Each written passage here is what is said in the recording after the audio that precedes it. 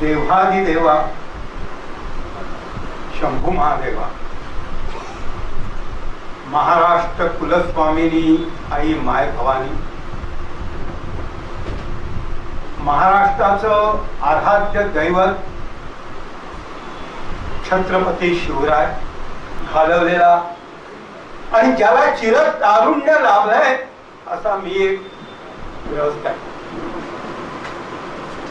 मी म्हातारा कधीच झालो नाहीये, किंबहुना होणारही नाहीये.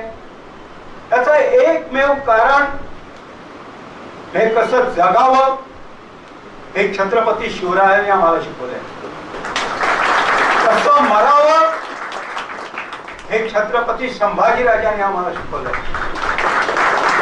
उत्तरेतनं आलेलं हिरवं वादळ कसं रोखावं 1682 ते 1707 आणि ते इथेच काढावं हे छत्रपती राजाराम राजांनी आम्हाला शिकवलंय. आणि मिळालेलं स्वराज्य अटकेपार झेंडे लावायला आपल्या पेशव्यांना ज्यांनी उद्युक्त केलं ते छत्रपती शाहू महाराज, संभाजीपुत्र. अशा चारही छत्रपतींच्या पदस्पर्शाने पावन झालेला किल्ले रायगड आम्हा गडदुर्गांच्या धारकऱ्यांना तीर्थक्षेत्र आहे. तिथली माती आम्ही अंगारा म्हणून भाळी लावतो, तिथलं पाणी आम्ही तीर्थ म्हणून प्राशन करतो आणि म्हणूनच आम्हाला कधी वृद्धत्व येत नाही, आम्ही कधी थकत नाही, कधी मी कधी हरतही नाही. असा हा महाराष्ट्र इसवी सन 1682 मध्ये आलेलं हिरवं वादळ एका वर्षात त्यांनी गोळकोंडा आदिलशहा यांना बुडवलं. परंतु जे सातत्याने झुंज ठेवलं त्यांचे वंशज आज समोर बसलेले आहेत. महाराष्ट्राला फक्त इतिहास आहे आणि तोही अभिमानाचा आहे. आज त्याच्यापैकी एक जो विषय आहे तो युद्ध. युद्ध ही वसुंधरेला ईश्वराने दिलेली देणगी आहे. युद्धामुळेच मनुष्य ज्यांनी जन्म दिला त्या आई वडिलांचा, त्या प्रांताचा, त्या देशाचा, त्या धर्माचा उद्धार होतो. आणि म्हणूनच युद्ध हा जो हा मगाशी सांगितल्याप्रमाणे निरनिराळ्या विषयांपैकी अभ्यास आहे. ते महाराष्ट्रात तुम्हाला आश्चर्य वाटेल, 1642 मध्ये 12 वर्षाचा मुलगा महाराष्ट्रात आला आणि 1680 पर्यंत त्यांनी जी ऑल डिफरंट टाईप जवळजवळ 500 पेक्षा जास्त युद्ध केली. दुर्दैवाने या महाराष्ट्राने त्याचा अभ्यास केला. तुम्हाला जो महाराष्ट्र माहित आहे तो महाराष्ट्र छत्रपतींचा नाही आहे. नर्मदेचा दक्षिण तीर, कावेरीचा उत्तर तीर, बंगालचा गंगासागर आणि पश्चिमेचा सिंधू सागर हा महाराष्ट्र आहे. आणि अशा या महाराष्ट्रामध्ये छत्रपतींना अपेक्षित असलेल्या महाराष्ट्रामध्ये तुम्हाला आश्चर्य वाटेल, सुमारे 5000 किल्ले आहेत. 5000 किल्ले, सर्वभक्षी काळ आणि भूभक्षी मानव ते खाऊन टाकतात, ते नाहीसे होत आहे. परंतु अजूनही महाराष्ट्राला जाग आलेली नाही. जो महाराष्ट्र सातवाहनांचा होता, जो राष्ट्रकुटांचा होता, जो कदंबांचा होता, जो शिलाहारांचा होता, जो यादवांचा होता, जो देवगिरीच्या राजांचा होता, त्याच्यानंतर जो विजयनगर साम्राज्याचा होता, जो बहुमनीचा होता, तो महाराष्ट्र ही 5 मोठी राष्ट्र आणि 3 उपराष्ट्र मिळून सुमारे 2000 वर्षापूर्वीचा हा शब्द जो आहे तो महाराष्ट्र. आम्ही नाही त्याचा शोध. आज फक्त आम्ही अभ्यासाकडे बघताना फारस आत्मीयतेने बघत नाही. मी आपल्याला म्हटलं युद्ध ही वसुंधरेला मिळालेली देणगी आहे. आजही 21व्या शतकात तुमच्या आमच्या जीवनात युद्ध म्हणजे काय? संघर्ष. उमऱ्याच्या आत, उमऱ्याच्या बाहेर, स्टेशनवर, बाजारात, समाजात, बाजूच्या प्रांतात, राष्ट्राच्या सीमेवर हे संघर्ष करतात. आणि म्हणूनच अशी जी युद्ध आहेत ते मगाशी म्हटल्याप्रमाणे कसं जगावं हे संभाजीराजे. फार फार वर्षापूर्वी द्वारकापुरीमध्ये एक कालयवन नावाचा पाश्चात्य आला. त्याने द्वारकेवर हल्ला केला. भगवान श्रीकृष्ण तिथनं निघाले. ते खानदेश मार्गे महाराष्ट्रात आले, दक्षिणेत आले पन्हाळ्यावर. तिथे पराशर ऋषींना भेटले. त्यांनी सांगितलं असा असा कालयवन आलाय. ते म्हणाले मी काही तुझं रक्षण करू शकत नाही, परंतु जवळच माचाळ नावाचा जो पर्वत आहे तिथे मौर्यांचा गुरु मुचकुंद नावाचा तो युद्ध करून श्रांत आहे, झोपलेला आहे, त्याच्याकडे तुझा. आणि तिथे गेल्यानंतर भगवान श्रीकृष्णांनी आपल्या अंगावरची शाल त्याच्या अंगावर टाकली. तो जो कालयवन त्यांचा पाठला करत आला, त्याने आल्या आल्या त्यांना लाथ मारली. त्याला वाटलं भगवान श्रीकृष्ण आहे. तो ताडकन उठला आणि झालेल्या द्वंद्व युद्धात मुचकुंद ऋषींनी कालयवनाला मारलं. हे महाराष्ट्रातलं पहिलं गनिमी कावा युद्ध आहे.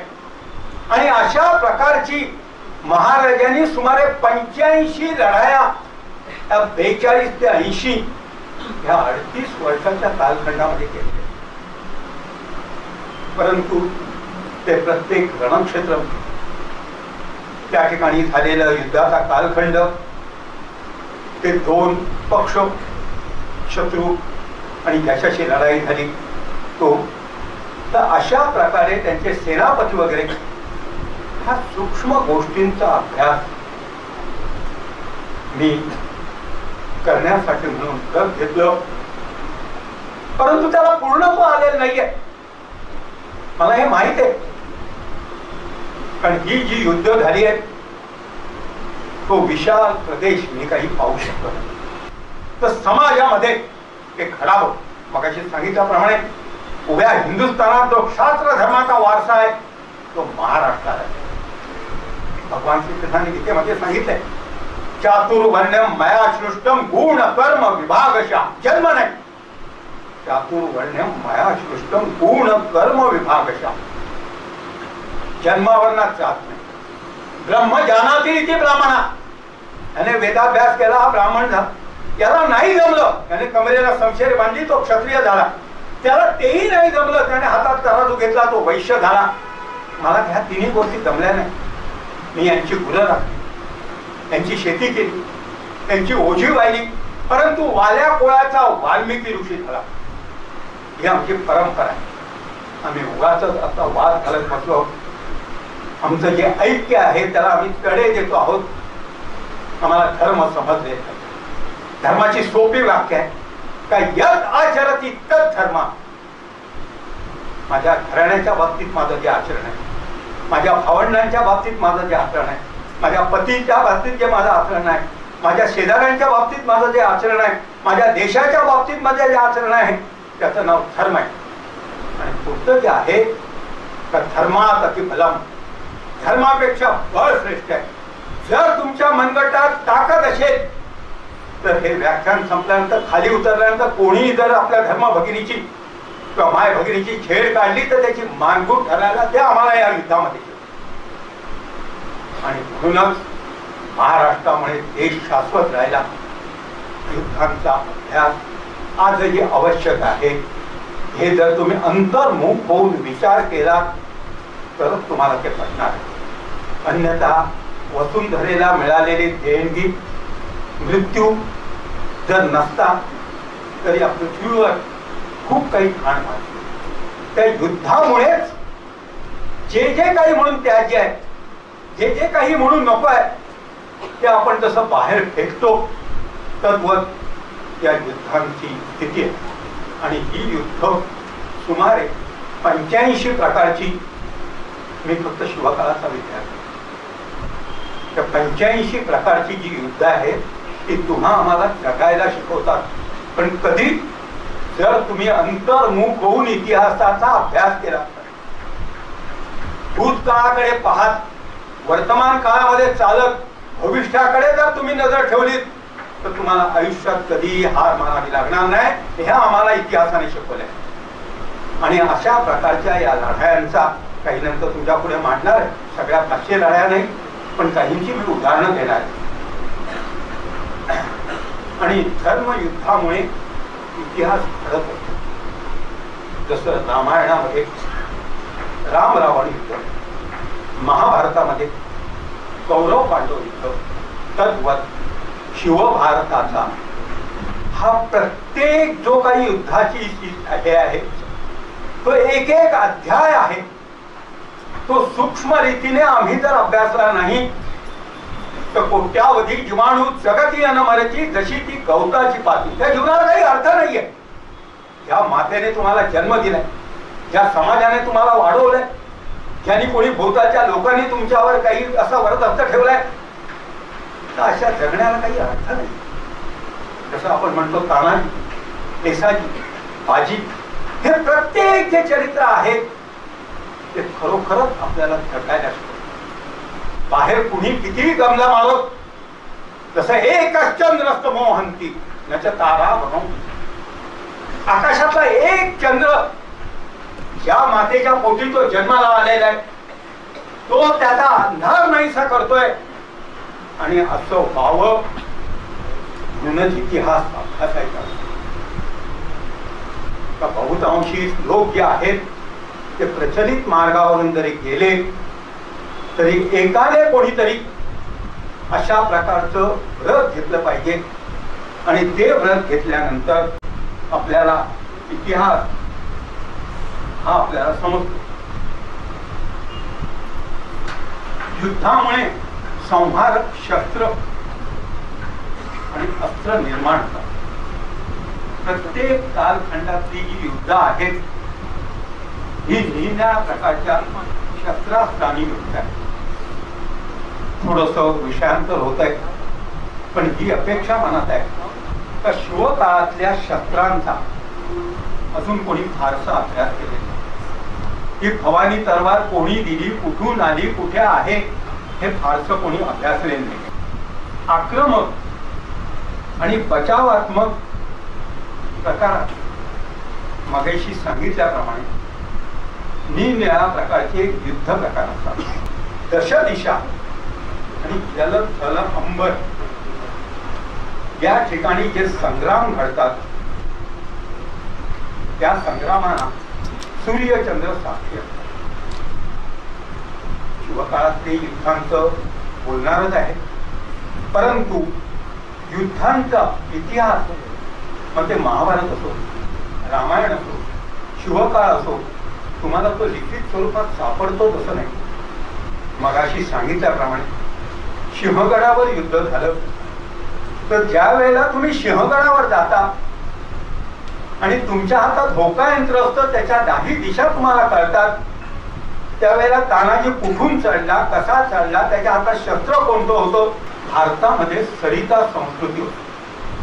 नद्यांच्या काठी पूर्वीची जी शहर आहे आणि जी राज्य आहेत त्यांच्या राजधान्या ह्या नद्यांच्या काठी. हा एकमेव जाणता राजा असा आहे, याच्या लक्षात आलं मुळा मुठा नदीच्या काठावर असलेलं हे पुण्य नगरी, याच्यावर आदिलशाही, कुतुबशाही, मोंगल आक्रमण करू शकतील. आणि म्हणून त्यांनी अरण्य संस्कृती, सरिता संस्कृती त्यागली आणि ते अरण्यात 12 मावळामध्ये आले. मला माहित नाही तुम्हाला मावळांचा काही ज्ञान आहे. आपण मुंबईवरनं पुण्याला जायला लागलो का बोर घाट चढल्यानंतर डावीकडे जे असतं ते अंदर मावळ सातवानांचं, उजवीकडचं नाणे मावळ, पुण्यातून बाहेर पडल्यानंतर उंचीकडचं गुंजळ मावळ, अशी ही 12 मावळं. आणि त्याचा जो दरवाजा आहे तो सिंहगड, 12 मावळाचा दरवाजा. त्यामुळे ज्याच्या हातात सिंहगड त्याच्या हातात 12 मावळ. आणि म्हणूनच महाराजांची जास्तीत जास्त लढाया ज्या आहेत ह्या सिंहगडसाठी झालेल्या आहेत. मग त्या लढ्यांचे मी तुम्हाला सांगितल्याप्रमाणे लिहिलेला प्रकार आहे. आणि नंतर महाराज आग्र्याहून सुटून आल्यानंतर त्यांच्या लक्षात आलं का अरण्य संस्कृतीमध्ये राजाभिषेक झाल्यानंतर जे अर्निंग सोर्स आहेत, उत्पन्नाची साधनं आहे, ती इथे फार त्रोटक आहे. शेती जर पाऊस खूप पडला तर वाहून जाते, कमी पडला तर करपून जाते. मग सगळ्यात श्रेष्ठ काय तर व्यापार. आणि म्हणून महाराजांनी सागर संस्कृती स्वीकारली. ते रायगडवर आली. इसवी सन 1643 ते 1670 आणि 70 ते 80 ते रायगडवर. त्यामुळे हेही माहित होतं का आज ना उद्या औरंगजेब दक्षिणेमध्ये उतरणार आहे. आणि म्हणून त्यांनी पूर्व किनारपट्टीला महाराजांना जर आयुष्य लाभलं असतं तर ही सरिता संस्कृती, ती अरण्य संस्कृती, ती सागर संस्कृती, त्याप्रमाणे विशाल नगर संस्कृती जशी आज मुंबईला ते होऊ शकलं. कारण व्यापारांचं, महाराजांचं व्यापार विषयक धोरणावर माझा खूप सूक्ष्म अभ्यास आहे. तुम्हाला आश्चर्य वाटेल, महाराजांना निरनिराळ्या किल्ल्यांवर गुप्तधन सापडले नाही. त्याचा कोणी अभ्यास केला? अरे गेले जवळजवळ 68 वर्ष मी फिरतोय, मला तांब्याचा तुकडा पण सापडलेला नाहीये. परंतु या राजाला जो काही योग आहे तो ज्योतिषशास्त्राच्या दृष्टिकोनातून कोणी अभ्यासलेला नाही. आणि 1648 मध्ये दादोजी कोंडावरचं निधन 1647 मध्ये झाल्यानंतर आदिलशहाची पहिली जी स्वारी आहे ती पुरंदरवर झाली. तुम्हाला आश्चर्य वाटेल का हे जे युद्ध आहे महाराजांनी हे अत्यंत सूक्ष्म अभ्यास करून केलंय. मगाशी मी सांगितल्याप्रमाणे युद्धांचे निरनिराळे प्रकार आहेत. तसं हा जो युद्धाचा प्रकार आहे त्या प्रकारामध्ये महाराजांनी गनिमिका वापरला. विजापूरहून तो जो हा आला त्यांचा सरदार, त्याला पुरंदर पर्यंत घ्यायला गेला. त्याने त्या ठिकाणी बेलसर जवळ मुक्काम केला होता आणि शिरवाळ जवळ त्याने जाऊन हल्ला केला. नाही इतकं लक्षात, पण त्याला बोललं काय एका बाजूला जे आहे ते बेलसर आणि एका बाजूला जे आहे ते शिरवळ आहे आणि मध्ये पुरंदर आहे. महाराजांनी त्याला शिरवळकडे जायला पुण्याच्या पर्यंत दिलं आणि त्याच्यानंतर त्याच्यावर जे लोक पाठवले त्या लोकांचा आणि बेलसरचा संबंध तुटला. म्हणजे एका सैन्याचे 3 तुकडे त्यांनी पाडले. हे प्रत्येक लढाईमध्ये कधी आक्रमक झाले, कधी त्याला जवळ बोलावलंय, कधी त्याच्यावर झडप घातली, कधी परस्पर काटा काढलाय. अशी जवळजवळ जी 500 युद्ध आहेत त्याच्यापैकी हे जे युद्ध आहे ती शिरवळची लढाई ही अत्यंत गाजलेली लढाई नाही. कोणत्याही क्रमिक पुस्तकात नाहीये. हे आमचं दुर्दैव आहे का इतका सूक्ष्म अभ्यास तुम्हाला नाही. मी असं म्हणत नाहीये तर तुम्ही अशाच प्रकारची काही पुस्तकं घ्यायला पाहिजे, परंतु तुम्हाला ते लढाई जर ऐकायची असेल, वाचायची असेल तर तुम्हाला त्या ठिकाणी तशा प्रकारची पुस्तकं गोळा करायला. हे एका क्रमिक पुस्तकामध्ये नसतं. कावजी नावाचा महाराजांचा सरदार आणि शिरवळला जो गेलाय तो बल्लाळ नावाचा आदिलशहाचा सरदार. आणि या कावजीने तेवढंच जाऊन शिरवळला अटॅक केलाय. शिरवळ हा खूप जुना किल्ला आहे. महाराष्ट्रातले सगळे किल्ले काही महाराजांनी बांधलेले नाही. महाराजांच्या ताब्यात सुमारे 400 किल्ले आहेत. परंतु महाराजांना अपेक्षित महाराष्ट्रामध्ये 5000 किल्ले आहेत आणि त्याच्या 400 किल्ल्यांपैकी हा शिरवळचा किल्ला जो आहे हा आद्य किल्ला आहे, आधी बांधलेला आहे. आता हे वास्तुशास्त्राचा अभ्यास केल्यानंतर लोकांच्या ते लक्षात येतंय का हा सातवाहनांचा आहे, हा राष्ट्रकुटांचा आहे, हा चालुक्यांचा आहे, हा शिरहारांचा आहे, हा मौर्यांचा आहे. चंद्रगुप्त मौर्य, त्याचा मुलगा बिंदुसार, त्याचा मुलगा सम्राट अशोक त्याने बौद्ध धर्म स्वीकारला. हे मौर्यांना आवडलं नाही. ते कोकणात आले, उत्तर कोकणात, आणि त्यांना मोरे ही उपाधी प्राप्त झाली. मला आश्चर्य वाटतं या जावळीच्या मोऱ्यांचं त्या काळामध्ये उत्कृष्ट असं राज्य आहे. तर जसं आता आपल्याकडे एक सगळे नगरसेवक एक मेयर निवडतात, तसे हे एकंदर 8 मोरे आहेत, ते चंद्रराव निवडत होते. आणि हा 8 मोऱ्यांचं युनायटेड स्टेट्स ऑफ जावळी नावाचं जे संघ राज्य आहे त्याचा अभ्यास झालेला नाही आहे. पुढे येणारे जावळीवर त्यांनी हल्ला केला. आणि त्यांच्या बरोबर त्यांचे जे शासकीय अधिकारी आले आहेत ते स्वतःला चंद्रसेनीय कायस्थ प्रभू, चंद्रगुप्त मौर्याच्या सेनेतले आम्ही कायस्थ म्हणजे लेखनी प्रभू म्हणजे मुख्य आहोत. हे बाळासाहेब वगैरे यांची जे समाज आहे ते त्यांचं शिकेपी नाव जे आहे.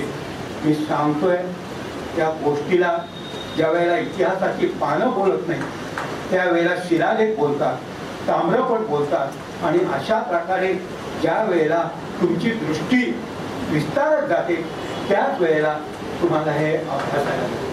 हे एका पुस्तकात नाही आहे, कथा कादंबऱ्यांमध्ये नाही सहसा मिळणार आहे. तर या ठिकाणी जो कावजी आणि बल्लाळ त्या लढाईमध्ये जे काही हाताला मिळेल, मग ते मुसळ असेल, ते उखळ असेल, ते दगड असेल, ते दात असेल, जे काही हाताला मिळेल ते त्या युद्धात वापरलं गेलंय. आणि अशा प्रकारचं ते युद्ध महाराजांनी जिंकलं. तिथून बेलसरवर महाराजांनी बाजी पासलकर पाठवला. शिरवळ जिंकलं, त्याचे 3 तुकडे केले बघा. आणि बेलसरवर महाराजांनी बाजी पासलकर. तिथे एक घटना घडली. साहजिकच जो चालून आलेला ह्याचा सरकार होता त्याने त्या ठिकाणी तोंड दिलं.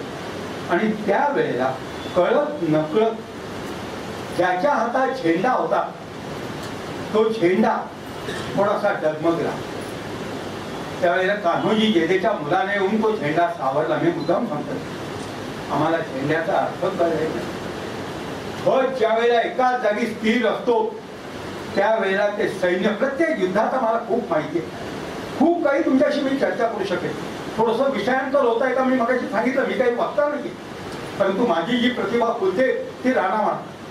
तो झेंडा डगमगल्याबरोबर हे सैन्य कदाचित पळेल म्हणून कान्होजी जेधेच्या मुलाने तो सावरला.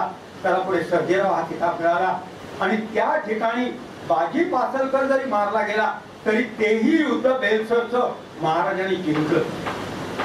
साहजिकच त्याच्यानंतर तो जो सेनापती होता तो पुरंदरवर चालून आला. हे 3रं युद्ध आहे. एका वेळेला त्याचे 3 तुकडे करून पुरंदरवर हे युद्ध झालं ते महाराजांनी जिंकलंय. त्याच्यापैकी काही लोकांना त्यांनी उभं चिरलंय. महाराजांची जी युद्ध आहे तो म्हणजे कत्तलखाना नाही. ज्या वेळेला अफजलला मारला त्यावेळी त्याच्या मुलाला जिवंत सोडलंय. महाराजांनी धर्माचं पालन केलं का त्यांनी कत्तलखाना उघडले नाही. किंबहुना आजही तुम्ही जे युद्धांचे प्रकार बघतात ते शस्त्रावर शस्त्र आपटलं जात नाही, तर हाताच्या ढालीवर तो वार केला जातो. समोर शत्रूच्या नजरेला नजर भिडवून तानाजीने आता कोणता वार आपल्यावर होणार आहे हे ओळखलं आणि त्या डिरेक्शन मध्ये तो डाल फिरवत होता. तसंच उदयभानूवर तो वार करताना थोडक्यात तो जो शिवकाळाचा प्रकार आहे तो धर्मयुद्धाचा आहे. महाराजांनी कधी तोफा रणांगणावर नेल्या नाही, बंदुका रणांगणावर नेले नाहीयेत, त्यांनी कधी धनुष्यबाण रणांगणावर नेले. जे काही आहे ते पंचहत्यारी लोक होते. हातात आला, पाठीवर ढाल, कमलेला तलवार, विश्वा आणि गोफण आणि दगडांचा मारा केला असा ज्यावेळी शब्द येतो त्यावेळेला अशा प्रकारचं युद्धाचा तो प्रकार असतो. आणि हे जे पहिलं युद्ध झालं ते 1648 मध्ये. आणि पहिलं ते गनिमी कावा शिरवळचं, दुसरं जे आहे ते आक्रमक होतं फत्तेखानावर जो सुभेदार होता त्यांचा तो. आणि तिसरं जे महाराजांनी केलं ते हल्लापोट, पुरंदर उतरून त्यांनी ते हल्ला केलं. आणि खूप वेळ चाललेला आहे त्याच्यात तो फत्तेखान हरून परत गेलेला आहे. ही एका युद्धाचे 3 प्रकार अशा प्रकारे तुम्हाला महाराजांचं जे काही दृष्टिकोन आहे तो निर्णय युद्ध 1656 जावळी 31 डिसेंबर 1656 महाराज जावळीमध्ये होता. एक थोडस विषयांतर मी बोलतो, आयोजकांना कदाचित ते आवडणार नाही. तुम्हाला आश्चर्य वाटेल, ते युद्ध जवळजवळ 6 महिने चाललं होतं आणि जानेवारीच्या मकर संक्रमण काल झालं ना, त्या मकर संक्रांतीला महाराजांचा पहिला राजाभिषेक झालाय. तर जोर येथे जे या मोऱ्यांची एकंदर 8 ठिकाणं आहेत आणि त्या 8 ठिकाणावर जो जोर म्हणून ठिकाण होतं तिथे रघुनाथ बल्लाळ आणि हनुमंतरावावर त्याला बेसावट ठेवला. लग्नाची बोलणी करण्याकरता म्हणून गेला आणि बेसावट ठेवून त्याला मारला. हे 8 मोऱ्यांपैकी पहिला मोर. दुसरं जर त्यावेळेला युद्ध झालेलं आहे ते रडतोंडी घाटामध्ये झाले. ते शिवाजी राजे आणि मोऱ्यांची फौज आहे. कारण महाराज जावळीमध्ये त्या जोरच्या हनुमंतरावाला मारल्या. त्या मोऱ्यांना मारताना त्यांच्या पदरी काही लोक होते, ते तुम्हाला कुठेही पाहायला मिळतात. पण सगळ्यांनी दुर्दैवाने महाराजांच्या सैन्याच्या बाबतीमध्ये फारच गोंधळ घातलेला आहे. तुमचंही मन विदा होईल. त्यावेळेला महाराजांना तान्हाजी मालुसरे हा उमराठ्याला मिळालाय, तो शरण आलाय, तो नाईक पदावर आहे. हा तानाजी कोण? तर 7व्या शतकामध्ये मल्ल नावाचा एक राजवंश होता. त्या राजवंशावर या खंडोबाने हल्ला केला. तो मल्ल राजवंश कोकणामध्ये पळाला. साहजिकच खंडोबाचे अनुयायी त्याला असुर म्हणायला लागले. तो मल्ल सूर मालुसरे तो शिवाजी महाराजांना जावळी होता. आणि दुसरा जो मिळाला तो मुराद बाजी देशपांडे. हे दोघही जे आहेत हे जावळीमध्ये महाराजांना मिळाले. आणि म्हणूनच मी म्हटलं का झोरमध्ये युद्ध झाल्यानंतर रणतोंडीमध्ये त्यांचं दुसरं युद्ध झालं आणि तेथे मोरेची कोंडी करून महाराजांनी ते युद्ध जिंकले. त्याच वेळेला विश्व पर्वत माची मी खूप शोधायचा प्रयत्न केला. माची म्हणजे अर्धा डोंगर चढून गेल्यानंतर ती असं लागलेली सपाटाला. तिथे तिसरं युद्ध झालं आणि ते युद्धही महाराजांनी जिंकलंय. म्हणजे जावळीमध्ये किती युद्ध झाली आहे ते लक्षात घ्या. नंतरच्या दिवसात जावळी आजपर्यंत शिवाजी राजे आणि मोरे सरदार यांचं एक युद्ध झाल्याचे नव्हते. त्याच्यानंतर खेळणा किल्ल्यावर शिवाजी राजे आणि तो जो शंकरराय होता. कारण जावळी ही आपण मुंबईकडनं कोकणात जायला लागलो का वाटेमध्ये हे आपल्याला सावित्री नदी लागते. त्या सावित्री नदीपासून घाट माथ्यावर कोकण आपला वासोटा वगैरे म्हणजे कोयना घाट आणि मधले रसाळ सुमार महिपत हे सगळं जे राज्य आहे वाई वगैरे परिसर हे जावळी. आणि ही महाराजांनी जिंकली. त्यावेळेला खेळण्यावर शंकरराय मोरे होता. त्या शंकरराय मोरेचा खूप इतिहास आहे महाराष्ट्रातलं. मगाशी सांगितल्याप्रमाणे पहिलं गरमी कावा युद्ध हे खेळण्याच्या बाजूला असलेल्या त्या माचीवर झालेलं आहे तसं. आणि ते मुचकुंद ऋषींनी या मोऱ्यांच्या ज्या लोकांनी केलेलं आहे. आणि या ठिकाणी जे शिवाजी राजाने त्या शंकरराय मोरेनाही जिंकलं. त्याने आपली मुलगी दिली, तिला घेऊन महाराजांनी राजाभिषेक केला. नंतरचे जे आहे ते जांभळीमध्ये झाले ते गोविंदराव मोरे. त्या प्रत्येकाची नावं माझ्याकडे आहे, त्या प्रत्येकाचा इतिहास माझ्याकडे आहे. तो सुसूत्रपणाने मी लिहिलेला आहे. नंतरचे जे युद्ध आहे ते महिपतगड, शिवाजी राजे आणि दौलतराव हे 8 जण मोरे. जो चंद्रराव निवडायचे तो हा दौलतराव. तो वारला. त्याची बाई माणकाई बायको तिने जो दत्तक घेतला तो शिवथर घरच्या वर असलेला त्याचा यशवंतराव मोरे. आणि ते महाराजांना आवडलं नाही आणि म्हणून त्यांनी त्याच्यावर हल्ला केलेला होता. तर दौलतरावाच्या घराण्याशी सुद्धा महाराजांचं युद्ध झालेलं आहे. नंतर केवनाळ आणि वाकण येथे बागराव नावाचा मोरे होता. त्यावेळेला ह्या 96 कुळींमध्ये चंद्रराव, सूर्यराव, अडळराव, सुंदरराव, बागराव अशा प्रकारची ही राजेशाही आहे आणि त्यांची इतिहासामध्ये आपल्याला नोंद सापडते. त्यामुळे ते युद्ध आपल्या लक्षात येते. आटेगाव येथे शिवाजीराजांनी सूर्यराव मोरेशी युद्ध केलेले आहे. त्याच्यानंतर देवळीमध्ये भिकाजीराव मोरेशी युद्ध झालेले आहे आणि नंतर शिवथर येथे यशवंतरावाशी नंतर युद्ध केलेले आहे. आणि नंतर शेवटचं युद्ध जे आहे ते रायगड परिसरात तो यशवंतराव जो पळालेला होता त्यावेळी त्याच्या मुलांना वगैरे कैद केलेला आहे. तर एका जावळीमध्ये 1656 मध्ये ही 8 युद्ध झाली. ह्या 8 युद्धांचा इतिहास मोऱ्यांनाही माहीत नाही, त्या मोरे घराण्यालाही माहीत नाही.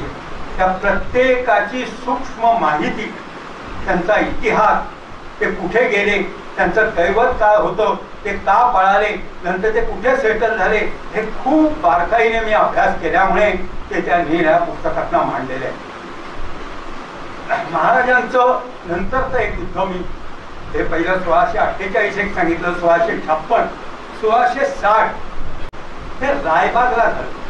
अफजल युद्धाची तुम्हाला खूप माहिती आहे. कारण अफजल युद्ध हे अफजल खानाला जवळ बोलावून केलेलं युद्ध आहे. त्यावेळेला शहाजी राजांना पण पत्र केलेलं होतं का तुम्ही या मोहिमेत अफजलच्या सामील व्हा. शहाजी राजा म्हणाले मी सामील होऊ शकत नाही माझ्या मुलाच्या विरोधात, परंतु माझे 4 सरदार जातील, त्याप्रमाणे नाईकजी पांढरे, नाईकजी खराडे, सिद्धी हिलाल आणि दुसरा जो गेला तो शहाजी राजांचा मेव्हणा, आपला शिवाजी राजांचा मेव्हणा. तर अशा प्रकारचे हे 4 जण पुणे, सुपल, चाकण, इंदापूर इथे आले. त्यावेळी नेताजी पालकर त्यांच्यावर धावून जायला लागला. महाराज म्हणाले थांब, तू जाऊ नको, आमचं प्लॅनिंग ठरलंय. नाही होत सगळं एका क्षणात सांगण्यासारखं नाहीये. त्यावेळी प्रत्यक्षात तिथे रणक्षेत्र असतं, त्यावेळी तुमच्या ते लक्षात असतं बाजीप्रभू कसा लढलाय, त्या उंबरखिंडीत लढाई कशी झाली आहे, कावल्याबावल्याची लढाई कशी झाली आहे. तर त्याप्रमाणे त्या ठिकाणी जे काही घडलं ते त्या ह्याला ते चौघांना त्यांनी स्वराज्याचं रक्षण करायला त्या बाजूला ठेवलं राजगडच्या परिसरात. हे चौघही जे शहाजीराजांचे सरदार, आणि तुम्हाला आश्चर्य वाटेल अफजलला मारल्यानंतर हे चौघही महाराजांना सामील झाले ते 1660च्या रायबागच्या लढाईत. हे महाराजांचं पहिलं युद्ध आहे का जे रणांगणात व्यूहरचना केली. पूर्वेला कोणी राहायचं, पश्चिमेला कोणी राहायचं, उत्तरेला कोणी राहायचं, दक्षिणेला कोणी राहायचं, त्या सगळ्यांची नोंद इथे आहे. रायबागच्या याच्यात शिवाजी महाराज, रुस्तुम जमा आणि व्यूहरचना ही अशी लढाई आहे. त्याच्यामध्ये मध्यभागी रुस्तुम, उजवी बाजू जी आहे ती फाजल, उजवी बाजू आहे ती मलिक इक्बाल व सादात, अशा प्रकारचे ते उजव्या बाजूला सगळे होते. आणि पिछाडी जी आहे ते फतेह खान, मुल्ला आहे, चोहकडून संताजी घोरपडे, सर्जेराव, हे सगळे आदिलशाही आहेत. यांच्या नंतर नेताजी फाजलवर चालून गेलाय, वाघ जो आहे तो मुल्ला हायवर चालून गेलाय, इंग्लंडने मलिक इक्बालावर हे केली आहे, महाडिकवर फतेह खानाने लढाई केली आहे, शिदोजी पवार जो आहे तो सादातवर चालून गेला, गोदाजी घाटगे व घोरपडे रुस्तुमवर चालून गेले, आणि नंतर खराडे पांढरे सैन्याच्या उजव्या बाजूवर आणि हिलाल जाधव डाव्या बाजूवर. ते इतक्यासाठी सांगितलं का ह्या व्यूहरचनेच्या लढाईचा विस्तृत वृत्तांत ह्या 500 लढायांमध्ये कोण कसं लढलं, आणि याला धर्मयुद्ध म्हणतात. महाराजांनी जे काही 85 प्रकार केले त्याच्यापैकी त्या 3 प्रकारच्या सांगितल्या. पहिलं जे आहे ते आहे गनिमी कावा, दुसरं जे आहे ते हल्लाफोड, हे कोणाला 8ही मोऱ्यांना एकत्र यायला गेले नाही, म्हणजे त्यांनी प्रत्येक ठिकाणी वापरलेलं हे टेक्निक महत्वाचं आहे. त्याच्यानंतर त्यांनी 1665 मध्ये आरमारी घेतली. 1665 मध्ये ते बार्शिलोनाला गेले. महाराजांचं जहाजातून जाणं हे पहिल्या त्या आरमारी युद्धामध्ये महाराजांनी मुरगावचा आरमारी पोर्तुगीज अधिकारी त्याच्याशी त्याचा संग्राम झालेला आहे. त्याच्यानंतर मुघल मुलखावर शिवाजीराजे चालून गेलेले आहेत त्यावेळेला, नंतर कानडावर चालून गेले आहेत आणि काळी नदी येथे चालून. आता ह्या आरमारी युद्धाला जाण्याचं कारण मी तुम्हाला सांगतो का महाराजांनी सुरत लुटली होती आणि कर्नाटकातलं जे बार्शिलोर आहे ते लुटलं होतं. आणि या 84 बंदरामध्ये महाराज बोलतायत, मी बोलत नाहीये, सिंधुदुर्ग वाचणार ते बोलतायत, 84 बंदरी ऐसा जागा आहे का निरनिराळ्या प्रकारची 84 बंदरं महाराष्ट्रात आहेत हे महाराजांना माहित होतं. पुढचं वाक्य 18 टोपीकरांच्या उरावर श्रीलंका जिंक्य जागा निर्माण केला हे महाराजांना माहित होतं. ऑल डिफरंट टाईप कॅम्प वापरणारे 18 फॉरेनर्स या ठिकाणी आहेत हे महाराजांना माहित होतं. आम्ही त्यांचा अभ्यास केलेला, त्यांचे कागदपत्र आम्ही अभ्यास केलेले नाही. महाराजांच्या आरमारी लढायांचा आम्ही अभ्यास केलेला नाही. तर महाराजांची ही पहिली आरमारी लढाई आहे का जी त्यांनी जिंकलेली आहे बार्शीलोर पर्यंत जाऊन आणि तिथपर्यंत स्वराज्याची हद्द वाढवली. त्याचं एक मुख्य कारण असं आहे का 1678ला ज्यावेळेस 77-78 दक्षिण दिग्विजयाच्या वेळेस झाले त्यावेळेला आदिलशहाची ती जी बाजू आहे ती त्यांनी मोडून काढलेली आहे. दुसरं पोर्तुगीज आणि आदिलशाह याच्यामध्ये त्यांनी मेक मारायला सुरुवात केली आहे आणि ते जे युद्ध आहे ते 1675चं पुण्याचं युद्ध आहे. पण या आरमारी युद्धानंतर महाराजांनी सुरतेवर जे हल्ला केले ते सुरतेवर बऱ्याच वेळ गेले. सुरतेवर जाताना त्यांनी एक वेळ जव्हार घेतलाय, रामनगर घेतलाय. जव्हारला जे राजे आहेत ते कोंढाण्याचे जे तिथनं निघून गेलेले आहेत ते महादेव कोल्हे आणि रामनगरला जे आहेत ते नारायणदेव राणे नावाचं घराणे. ज्या वेळेला त्या घराण्यावर हल्ला झाला त्यावेळेला ते दीव दमणकडे पळाले आणि मग त्यांना दीव दमणच्या पोर्तुगीजांनी ह्याच्यात घातलं जहाजात आणि त्यांनी त्यांना गोव्यामध्ये नेलं. सत्तरी वगैरे भागामध्ये जे राणे वगैरे विस्तृत झाले त्या अशा प्रकारच्या त्या घराण्यांचा मागोवा. सुरतेला त्यांनी दोनदा, एकदा 1664 मध्ये हल्ला केला, एकदा 1670 मध्ये हल्ला केला. 64 मध्ये जो हल्ला केला ती जी काही संपत्ती मिळाली त्याच्यावर त्यांनी संबंध सिंधुदुर्ग बांधला आणि 70 मधल्या त्या ह्याच्या धनसंपत्तीवर त्यांनी रायगड बांधलेला आहे. तर स्वराज्याच्या बाहेर ह्या दोन्ही सुरत ते बार्शीलोर आणि संपूर्ण किनारपट्टी ताब्यात घेऊन आग्र्याहून सुटून आल्यानंतर महाराजांनी विचार केला राजाभिषेकाचा. झालेली युद्ध हे आपल्याला त्या ठिकाणी घडलेला इतिहास सांगतात आणि अशी ही 500 युद्ध सांगण्या इतका मी आता या ठिकाणी बोलू शकतो नाही. आता कोंड्याला जी लढाई झाली आहे त्या कोंड्याच्या लढाईमध्ये महाराजांनी कर्नाटक मधला बहुतेक सगळा प्रदेश जिंकलाय. मगाशी मी सांगितल्याप्रमाणे 1678च्या दरम्यान ज्या वेळेला दक्षिण दिग्विजयाला जाताना त्याने कुतुबशहाशी सख्य केलं, आदिलशहाशी वैर धरलं, या बाजूला कोंड्याच्या पोर्तुगीजांना बाजूला ठेवलं होतं आणि बाकीचे जे ह्याचं होतं आदिलशहाचं हे होतं तो भूभाग जिंकलेला होता. हे जे काही प्लॅनिंग आहे तुम्हाला आश्चर्य वाटेल त्यांनी त्या दक्षिण दिग्विजयाला जवळजवळ 100 किल्ले डेमॉलिश केले. नाही कोणी नाही आज ना उद्या येते तुमच्या हातात. अरे ते किल्ले तुम्हाला पाहायचे का जे महाराजांनी त्या टेररिस्ट लोकांचे 100 किल्ले धुळीला मिळवले आणि त्याचप्रमाणे 100 किल्ले नवीनही बांधलेले आहेत. हे मी सांगत नाहीये तर फ्रेंचांचा जो त्यावेळेचा वकील आहे त्याचा तावेर्निये म्हणून तो सांगतोय आपल्याला का ज्या वेळेला महाराज दक्षिणेकडे उतरले तर त्याच्या पाठीमागून 600 ब्राह्मण मुलं धावत होती. त्याने त्यांना विचारलं अरे कशाला धावताय तुम्ही. तुम्हाला हा राजा आता तिथे राज्य विस्तृत करतोय, तिथे ज्या लढाया होत आहेत तो भूभाग जिंकल्यानंतर तिथे जे शासकीय अधिकारी आहेत ते आम्ही होणार आहोत. त्या 1675च्या लढाईमध्ये कोंड्यापासून जी काही त्यांनी ठिकाणे दिलेली आहेत त्या सगळ्या दाही किल्ले. त्यांचं रणक्षेत्रांचं मी काही आता वाचन करत नाहीये. 1680 संभाजीराजे मोगलाला मिळाले.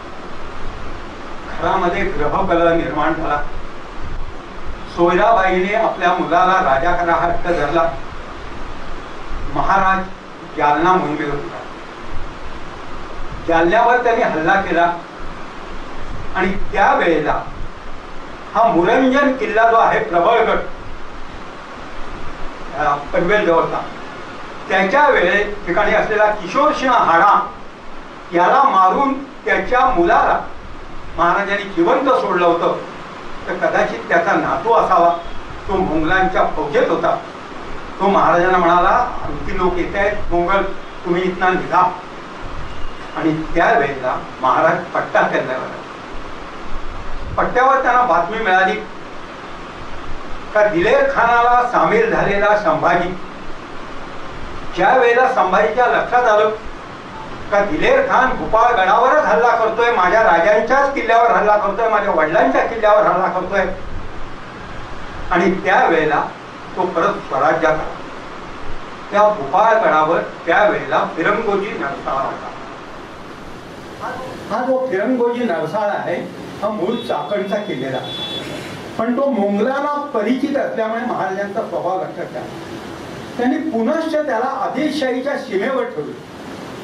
परंतु दिलेर खान आणि संभाजीराजे यांची मोहीम ज्यावेळी भोपाळगडाकडे जायला लागली तर संभाजीराजांना हे माहीत नव्हतं का हा त्या किल्ल्यावर हल्ला करणार आहे, कदाचित ताब्यात घेईल. परंतु तो किल्ला त्याने ताब्यात घेतला आणि 700 लोकांचे हात तोडले.